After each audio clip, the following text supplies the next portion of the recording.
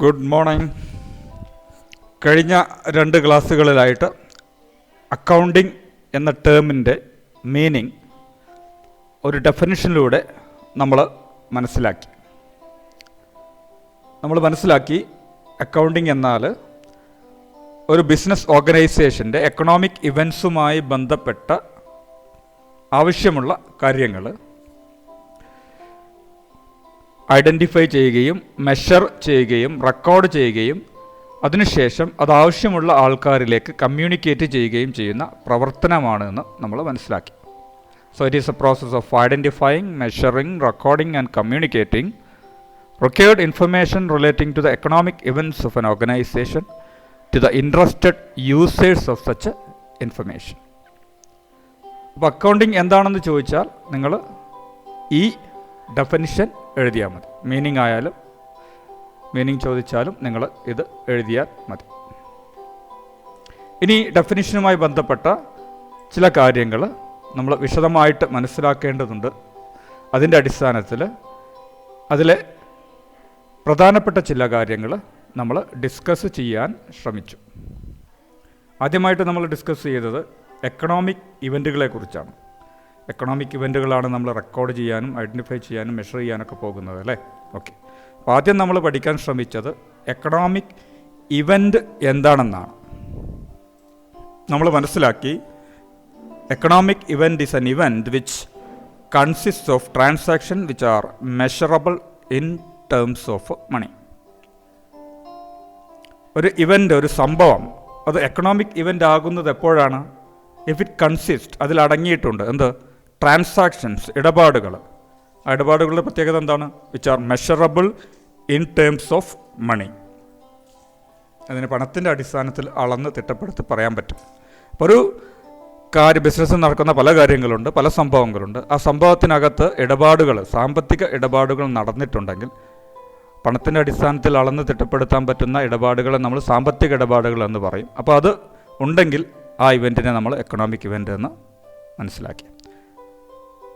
ഒരു ബിസിനസ് സ്ഥാപനം സാധനങ്ങൾ പർച്ചേസ് ചെയ്യുന്നത്, സാധനങ്ങൾ വിൽക്കുന്നത്, ശമ്പളം കൊടുക്കുന്നത്, റെൻ്റ് കൊടുക്കുന്നത്, വാടക കൊടുക്കുന്നത്, ഇതെല്ലാം എക്കണോമിക് ഇവൻറ്റുകൾക്ക് ഉദാഹരണമാണ് എന്നും നമ്മൾ മനസ്സിലാക്കി.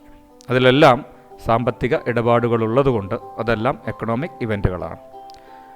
ദെൻ എക്കണോമിക് ഇവൻറ്റുകൾ 2 രൂപത്തിലാവാം എന്ന് പറഞ്ഞു. എക്സ്റ്റേണൽ ഇവൻ്റ് ആവാം, ഇൻറ്റേർണൽ ഇവൻ്റ് ആവാം. ബിസിനസ്സും പുറത്തുള്ള ആളും തമ്മിലുള്ള ഇടപാടാണെങ്കിൽ അത് എക്സ്റ്റേണൽ ഇവൻറ്റും, ബിസിനസ്സും ബിസിനസ്സിനകത്തുള്ള ഇടപാടാണെങ്കിൽ, ബിസിനസ്സിൻ്റെ അകത്തുള്ള ഡിപ്പാർട്ട്മെൻറ്റുകൾ തമ്മിലുള്ള ഇടപാടാണ് സംഭവിക്കുന്നതെങ്കിൽ അത് ഇൻറ്റേർണൽ ഇവൻ്റ് എന്നും നമ്മൾ മനസ്സിലാക്കി. ഇനി നമുക്ക് ഡിസ്കസ് ചെയ്യേണ്ടത് ഓർഗനൈസേഷൻ എന്താണ്, അക്കൗണ്ടിങ്ങിൻ്റെ ഫങ്ഷൻസ് എന്തൊക്കെയാണെന്നാണ്. ഇന്ന് നമ്മൾ ഈ ക്ലാസ്സിൽ ഡിസ്കസ് ചെയ്യാൻ പോകുന്നത് ഈ 2 കാര്യങ്ങളാണ്. ആദ്യം നമ്മൾ മനസ്സിലാക്കാൻ ശ്രമിക്കും ഓർഗനൈസേഷൻ എന്ന പദം കൊണ്ട് ഉദ്ദേശിക്കുന്നത് എന്താണ്. കാരണം നമ്മൾ ഈ ഡെഫിനിഷനിൽ പറയുന്നത് ഒരു ഓർഗനൈസേഷൻ്റെ എക്കണോമിക് ഇവൻ്റാണ് നമ്മൾ കണ്ടെത്തുകയും മെഷർ ചെയ്യുകയും റെക്കോർഡ് ചെയ്യുകയൊക്കെ ചെയ്യുന്നത്, അല്ലേ? അപ്പോൾ ഓർഗനൈസേഷൻ എന്താണെന്ന് അറിയണ്ടേ. എന്താണ് ഓർഗനൈസേഷൻ കൊണ്ട് ഉദ്ദേശിക്കുന്നത്? It refers to business enterprise. ഒരു ബിസിനസ് സ്ഥാപനത്തെയാണ് നമ്മൾ ഓർഗനൈസേഷൻ എന്ന പദം കൊണ്ട് ഉദ്ദേശിക്കുന്നത്.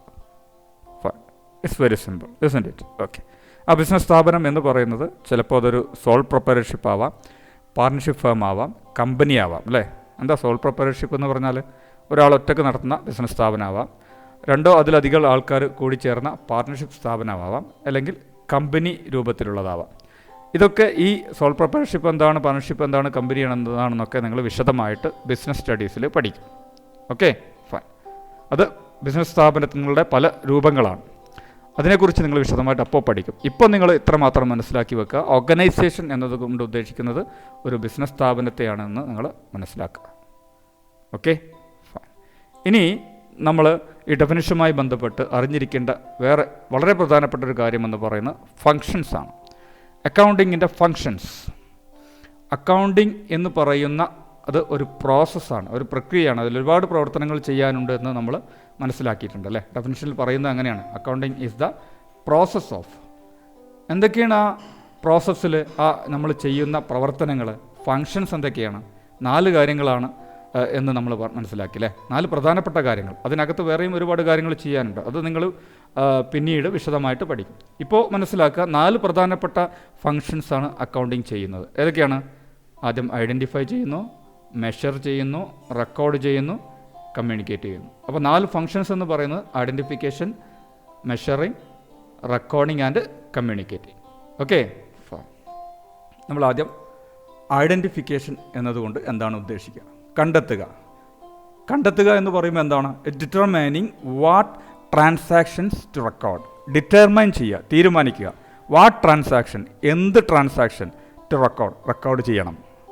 എന്ത് ട്രാൻസാക്ഷനാണ് റെക്കോർഡ് ചെയ്യേണ്ടത് എന്ന് തീരുമാനിക്കുന്നതിനെയാണ് ഐഡൻറ്റിഫിക്കേഷൻ എന്ന് പറയുന്നത്. എന്ത് ട്രാൻസാക്ഷൻസേ നമ്മൾ റെക്കോർഡ് ചെയ്യുള്ളൂ? ബിസിനസ്സിൻ്റെ എല്ലാ ഇടപാടുകളും നമ്മൾ റെക്കോർഡ് ചെയ്യില്ല. എന്തേ റെക്കോർഡ് ചെയ്യുള്ളൂ?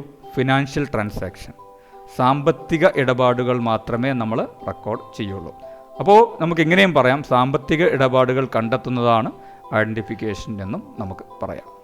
ഓക്കെ, അപ്പോൾ ആദ്യം അക്കൗണ്ടൻ്റ് ചെയ്യേണ്ടത് അതാണ്, ബിസിനസ്സിലെ സാമ്പത്തിക ഇടപാടുകൾ കണ്ടെത്തുക, അല്ലെങ്കിൽ ബിസിനസ്സിൽ ഏതൊക്കെയാണ് ഇടപാടുകൾ റെക്കോർഡ് ചെയ്യേണ്ടത് എന്ന് തീരുമാനിക്കുക. അതിനെയാണ് എന്ത് പറയുന്നത്? ഐഡൻറ്റിഫിക്കേഷൻ എന്ന് പറയുന്നത്, അല്ലെങ്കിൽ ഐഡൻറ്റിഫിക്കേഷൻ കൊണ്ട് ഉദ്ദേശിക്കുന്നത്. ഫൈൻ. റെക്കോർഡ് ചെയ്യേണ്ട ട്രാൻസാക്ഷനുകൾ തീരുമാനിച്ചു കഴിഞ്ഞാൽ അടുത്തതായിട്ട് ചെയ്യേണ്ടത് മെഷർമെൻ്റാണ്, അളക്കലാണ്. അളക്കുക എന്ന് പറയുമ്പോൾ തന്നെ നമ്മുടെ മനസ്സിലേക്ക് ഓർമ്മ വരിക, ഒന്നുകിൽ ഒരു ടേപ്പ് എടുത്ത് അളക്കുക, അല്ലെങ്കിൽ ഒരു പാത്രം എടുത്ത് അളക്കുക. അങ്ങനെയാണോ? അല്ല. എങ്ങനെയാണ്? ഇറ്റ് മീൻസ്, അതുകൊണ്ട് ഉദ്ദേശിക്കുന്നത് quantification of business transactions into financial terms. Quantify ചെയ്യുക, അളക്കൽ അല്ലേ, അളന്ന് പറയുക. എന്തിനെ? Business transaction. ബിസിനസ്സിലുള്ള ഇടപാടുകളായതുകൊണ്ട് നമ്മൾ ബിസിനസ് ഇടപാടുകളെന്ന് പറയും. Business transactions into financial terms. എങ്ങനെ അളക്കണം? മോണിറ്ററി ടേംസ് അല്ലെങ്കിൽ ഫിനാൻഷ്യൽ ടേംസ്, സാമ്പത്തിക അടിസ്ഥാനത്തിൽ അല്ലെങ്കിൽ പണത്തിൻ്റെ അടിസ്ഥാനത്തിൽ അളക്കണം. അപ്പോൾ ഇടപാടുകൾ എന്ന് മാത്രം പറഞ്ഞാൽ പോരാ, അതിൻ്റെ സാമ്പത്തിക അടിസ്ഥാനത്തിൽ തന്നെ പറയണം. ഇതൊരു ഉദാഹരണത്തിലൂടെ ഞാൻ വ്യക്തമാക്കാം. ഇപ്പോൾ ഒരു ബിസിനസ് സ്ഥാപനം ഇലക്ട്രോണിക് ഷോപ്പാണെന്ന് കരുതുക. അവരൊരു 5 LCD TV ഒരു കസ്റ്റമർക്ക് വിറ്റു എന്ന് കരുതുക. എന്താ ചെയ്തത്? 5 TV ഒരു കസ്റ്റമർക്ക് വിറ്റു. അപ്പോൾ നമ്മൾ ഈ ഇടപാടിന് എങ്ങനെ പറയാം? TV കസ്റ്റമർക്ക് വിറ്റു എന്ന് പറയാം അല്ലേ. ഫൈൻ. ഈ പറഞ്ഞ ഈ ഇടപാടിൽ ക്വാണ്ടിഫൈ ചെയ്ത് പറഞ്ഞിട്ടില്ല, അളന്ന് പറഞ്ഞിട്ടില്ല, എത്രയാണെന്ന് പറഞ്ഞിട്ടില്ല അല്ലേ. ഓക്കെ, ഞാനതിനെ വീണ്ടും ക്വാണ്ടിഫൈ ചെയ്ത് ഇതേ കാര്യം തന്നെ ക്വാണ്ടിഫൈ ചെയ്ത് പറയുകയാണ്, അളന്ന് പറയുകയാണ്. എങ്ങനെ പറയുന്നത്? 5 LCD TV ഒരു കസ്റ്റമർക്ക് വിറ്റു. അപ്പോൾ ഞാൻ ആ ട്രാൻസാക്ഷനെ പറഞ്ഞിട്ട് അളന്ന് പറഞ്ഞിട്ടുണ്ടല്ലേ, എത്ര ക്വാണ്ടിറ്റി ഉണ്ടെന്ന് ഞാൻ പറഞ്ഞിട്ടുണ്ട്. പക്ഷെ അങ്ങനെ അളക്കാനല്ല ഇവിടെ പറഞ്ഞിട്ടുള്ളത്, നമ്മൾ പണത്തിൻ്റെ അടിസ്ഥാനത്തിൽ അളക്കാനാണ് പറഞ്ഞിട്ടുള്ളത്. അതെങ്ങനെ പറയാം? ഇതേ കാര്യം തന്നെ നമുക്ക് വേറെ രൂപത്തിലും പറയാം, അളന്നിട്ട്. എങ്ങനെ? 5 TV എന്ന് പറയുമ്പോൾ ഓരോ TVയുടെയും വിറ്റ വില 10,000 രൂപയാണെന്ന് കരുതുക. അപ്പോൾ 5 TV വിറ്റപ്പോൾ എത്ര രൂപയായിരിക്കും അതിൻ്റെ വാല്യൂ? 5 × 10,000 എന്ന് പറയുമ്പോൾ 50,000 രൂപ അല്ലേ. ഓക്കെ, ഇനി ഞാൻ ഇടപാട് പറയുകയാണെങ്ങനെ 50,000 രൂപയുടെ TV ഒരു കസ്റ്റമറിന് വിറ്റു. ഇപ്പോൾ നമ്മൾ ക്വാണ്ടിഫൈ ചെയ്ത് പറഞ്ഞു. ആ ക്വാണ്ടിഫൈ ചെയ്ത് എങ്ങനെയാണ്? പണത്തിൻ്റെ അടിസ്ഥാനത്തിലാണ്. 50,000 രൂപയുടെ TV എന്നാണ് പറഞ്ഞത് അല്ലേ. അപ്പോൾ ഈ രൂപത്തിൽ ട്രാൻസാക്ഷനെ അളക്കുന്നതിനെയാണ് നമ്മളെന്ത് പറയുന്നത്? മെഷർമെൻ്റ് എന്ന് പറയുന്നത്. അപ്പോൾ ബിസിനസ് ട്രാൻസാക്ഷനെ എങ്ങനെ അളക്കണം? പണത്തിൻ്റെ അടിസ്ഥാനത്തിൽ അളക്കണം. വേറൊരു ഉദാഹരണം പറയാം. മാനേജർക്ക് ശമ്പളം കൊടുത്തു, ക്വാണ്ടിഫൈ ചെയ്തല്ല പറഞ്ഞത് അല്ലേ. മാനേജർക്ക് 1 മാസത്തെ ശമ്പളം കൊടുത്തു, ക്വാണ്ടിഫൈ ചെയ്തിട്ടുണ്ട്, പക്ഷേ പണത്തിൻ്റെ അടിസ്ഥാനത്തിലല്ല. ഓക്കെ, മാനേജർക്ക് 20,000 രൂപ ശമ്പളം കൊടുത്തു. യെസ്, അവിടെ നമ്മൾ ഫിനാൻഷ്യൽ ടേംസിലാണ് ആ ശമ്പളം കൊടുത്തത് പറഞ്ഞല്ലേ. അങ്ങനെ അളക്കുന്നതിനെയാണെന്ന് പറയുന്നത് മെഷർമെൻറ്റ് എന്നതുകൊണ്ട് നമ്മളിവിടെ ഉദ്ദേശിക്കുന്നു. ക്ലിയർ? അപ്പോൾ രണ്ടാമത്തെ പണി ഈ ട്രാൻസാക്ഷൻസിനെ അളക്കലാണ്. എങ്ങനെ അളക്കണം? പണത്തിൻ്റെ അടിസ്ഥാനത്തിൽ അളന്ന് എത്ര രൂപയുടെ ട്രാൻസാക്ഷനാണെന്ന് നമ്മൾ മനസ്സിലാക്കണം. അവിടെ ഇതുമായി ബന്ധപ്പെട്ട ഒരു പ്രധാന കാര്യം കൂടിയുണ്ട്, നിങ്ങൾ മനസ്സിലാക്കണം. If an event cannot be measured in terms of money, it cannot be recorded.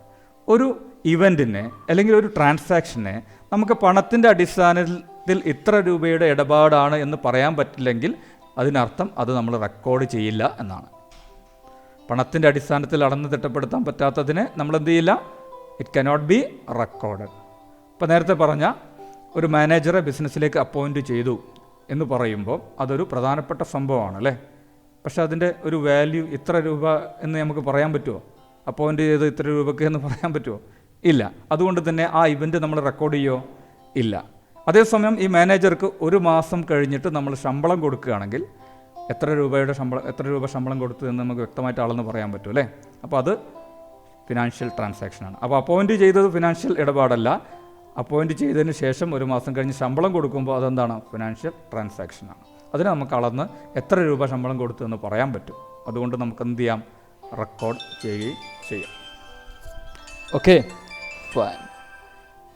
ഇനി ഐഡൻറ്റിഫൈ ചെയ്തു, കണ്ടെത്തി, അതിൻ്റെ മൂല്യം, പണത്തിൻ്റെ മൂല്യം എത്രയാണെന്ന് അളന്നു നമ്മൾ. അത് കഴിഞ്ഞ് കഴിഞ്ഞാൽ പിന്നീട് ചെയ്യേണ്ടത് എന്താണ്? We have to record it in the books.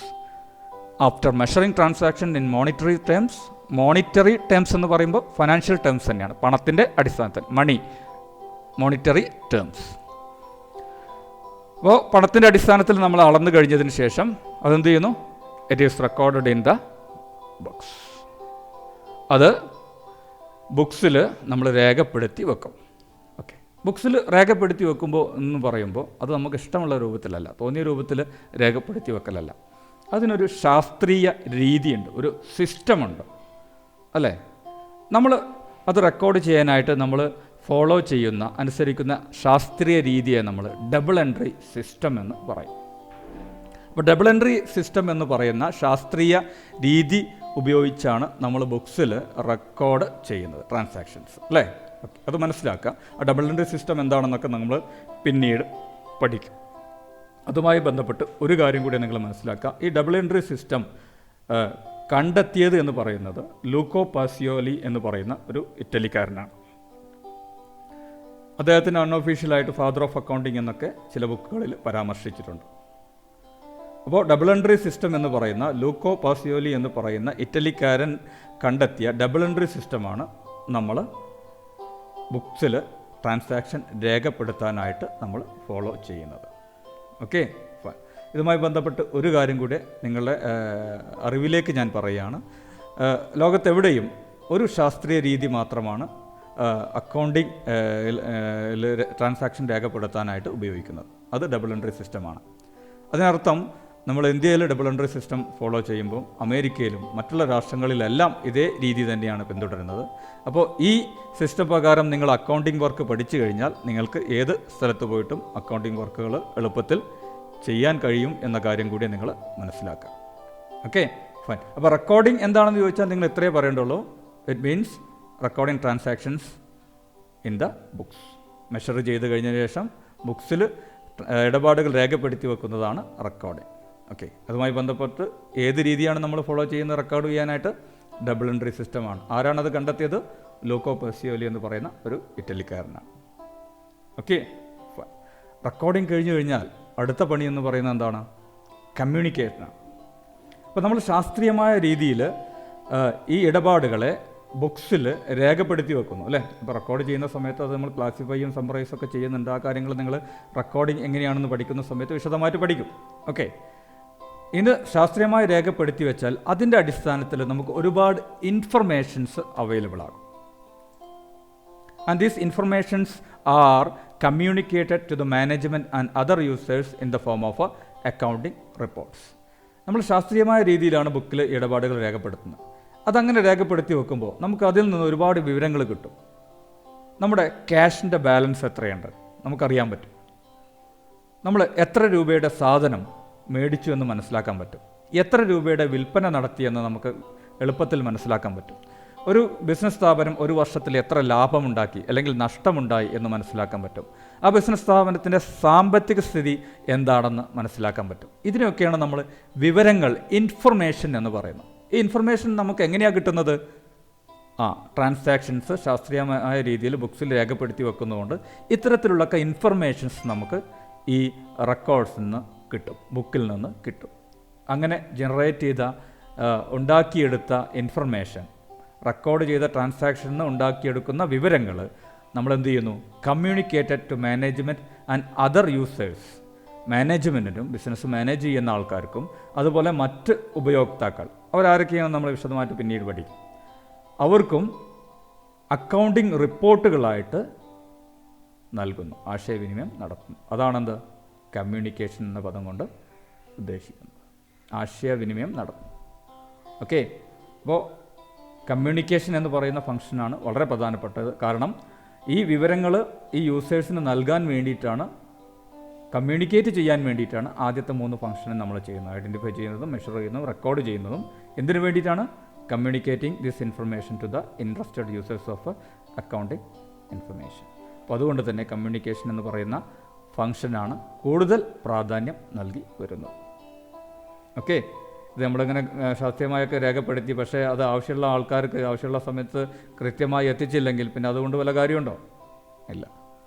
Okay, അപ്പോൾ ഇത്രയും കാര്യങ്ങൾ നിങ്ങൾ മനസ്സിലാക്കിയെന്ന് കരുതുകയാണ്. മനസ്സിലാക്കിയാൽ മാത്രം പോരാ, അത് പഠിക്കുകയും വേണം അല്ലേ? ഓക്കെ, അപ്പോൾ ഇന്ന് പറഞ്ഞ 2 കാര്യങ്ങൾ എന്താണ് ഓർഗനൈസേഷൻ എന്നും പിന്നീട് അക്കൗണ്ടിങ്ങിൻ്റെ ഫങ്ഷൻസ്, അതായത് identification, measurement, recording and communication, ഇതും ഈ സ്ക്രീനിൽ കാണിച്ച പോലെ തന്നെ നിങ്ങൾ നോട്ടിലേക്ക് എഴുതുകയും പഠിക്കുകയും ചെയ്യുക.